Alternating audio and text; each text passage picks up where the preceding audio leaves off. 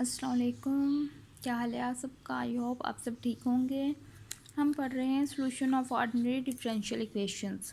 तो उसमें जो हमने सबसे पहला मेथड पढ़ा था वो पढ़ा था टेलर सीरीज़ के। टेलर सीरीज़ की मदद से हम डिफरेंशियल इक्वेशंस को कैसे सॉल्व कर सकते हैं। आज जो हमने पढ़ना है वो है आयलर मेथड। ये क्या है, सेकंड मेथड है कि इसकी मदद से भी हम क्या करते हैं, डिफरेंशियल इक्वेशंस को सॉल्व करके उनको सॉल्यूशन फाइंड करते हैं। एक्स की वैल्यूज़ हम के लिए कोरेस्पोंडिंग वाई की वैल्यूज़ हम फाइंड करते हैं, लेकिन ये डिफरेंशियल इक्वेशन को सॉल्व करते हुए। तो ये आज हमें पढ़ना है आयलर्स मेथड। लास्ट टाइम हमने पढ़ा था टेलर सीरीज़ एंड आज हमने पढ़ना है आयलर्स मेथड। आयलर मेथड जो है इसका जनरल फॉर्मूला है हमारे पास Y M plus one is equal to Y M plus H F of X M and Y M. अब ये जो फंक्शन है ये क्या होगी, हमारे पास कोई डिफरेंशियल हमारे पास इक्वेशन होगी उस टाइप का, ये एफ की हमारे पास F of M Y M जो फंक्शन होगा ये गिवन होगा। ये इसका जनरल फार्मूला है। हमें एक्स की वैल्यूज़ दी होंगी कि इस पर हम वाई की करेस्पॉन्डिंग वैल्यूज़ फाइंड करें। तो इसकी एग्जांपल्स करते हैं, जनरल फार्मूला है एंड एग्जांपल सॉल्व करते हैं। एग्जाम्पल तो एग्जांपल है इसकी सॉल्व। हमें कोई डिफरेंशियल इक्वेशन गिवन होगी, solve D Y over D X is equal to one minus Y. Initial condition भी गिवन होगी, जैसे टेलर सीरीज़ हमने की थी उसमें भी क्या था, इनिशियल कंडीशन हमें गिवन थी। In the range Y in the range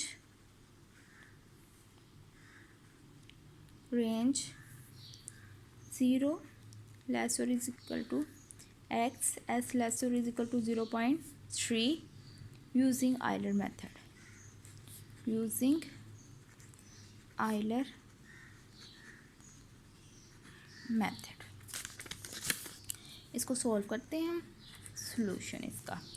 अब देखें ये हमारे पास डिफरेंशियल इक्वेशन है D Y over D X, इसको हम वाई प्राइम भी लिख सकते हैं is equal to one minus Y, या एफ ऑफ एक्स वाई भी हम इसको कह सकते हैं one minus Y. Initial condition हम देखें Y of zero is equal to zero, इसका मतलब है कि एक्स नॉट हमारे पास क्या है ज़ीरो एंड वाई नॉट भी क्या है ज़ीरो। इन द रेंज 0 से 0.3 एक्स लाइज कर रहा है किसके बिटवीन 0 एंड 0.3। तो एक्स नॉट की वैल्यू क्या है हमारे पास, ज़ीरो तो है। तो फिर उसके बाद अगर हम ले लें x1 वो हम कंसीडर कर लें 0.1, x2 हम कंसीडर कर लें 0.2 एंड x3 कंसीडर कर लें 0.3। तो अब देखें एक्स नॉट पे तो वाई नॉट की वैल्यू हमारे पास गिवन है।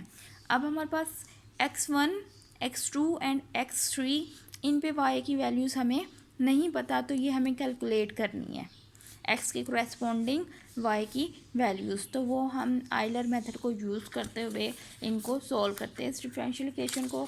लेट्स सपोज ये हमारे पास फंक्शन है, तो इसको मैं लिख सकती हूँ F of X Y is equal to one minus Y.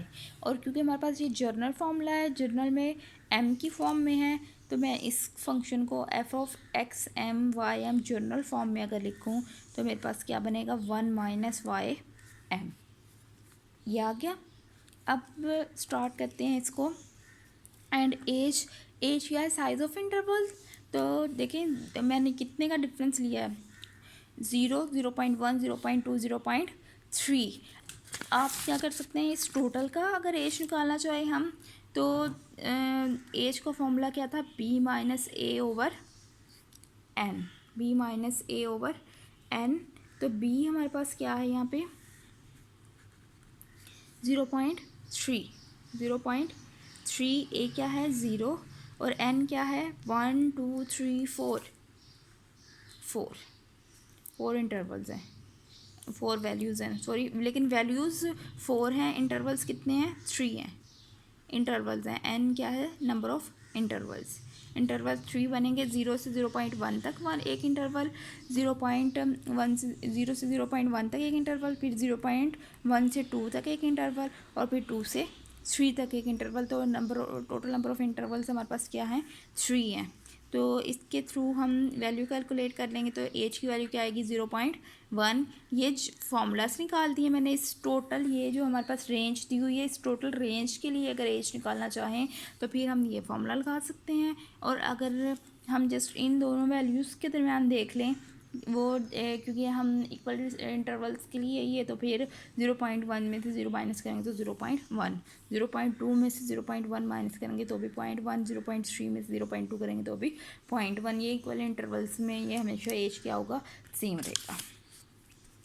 तो एज की वैल्यू क्या है, 0.1। अब ये हमारे पास जनरल इक्वेशन, इसके अंदर हम अगर पुट करना चाहें y(m+1) is equal to y(m) plus H क्या है, 0.1, f(x(m)y(m). तो f(x(m)y(m) की वैल्यू हमारे पास क्या है, 1 माइनस y(m), 1 माइनस y(m).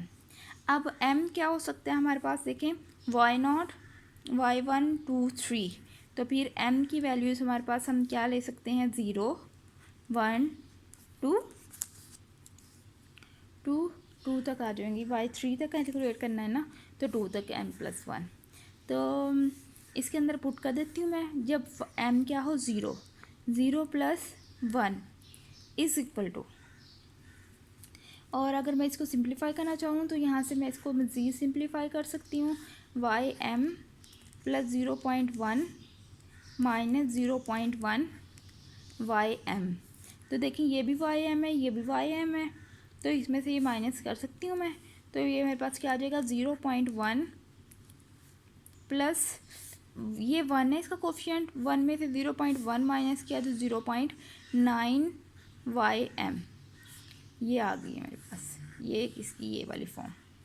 अब क्योंकि m की वैल्यूज़ मैं पुट क्या क्या कर सकती हूँ कि y3 तक कैलकुलेट करना है मुझे, तो 1, 2, 0, 1, 2, क्योंकि y0 की वैल्यू है। जब मैंने m को इस इक्वेशन में 0 पुट किया, 0 + 1, ये मेरे पास क्या आ जाएगा, 0.1 + 0.9 y(m) क्या मैंने लिया है, 0, तो यहाँ पे क्या आ जाएगी, ये y0।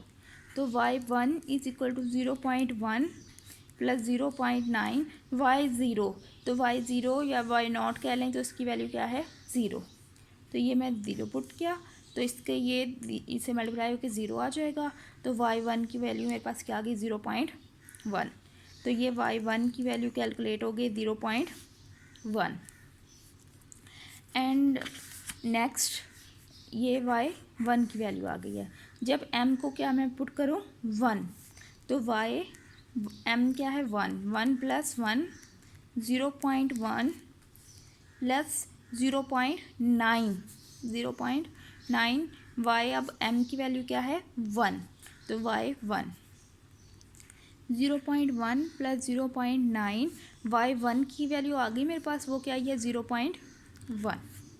तो 0.1 + 0.9 को मल्टीप्लाई कर दूंगी मैं 0.1 से, तो ये मेरे पास इस टोटल का मैं आंसर लिख देती हूँ 0.1, और इसको मल्टीप्लाई करने से मेरे पास आंसर आएगा 0.19, 0.19।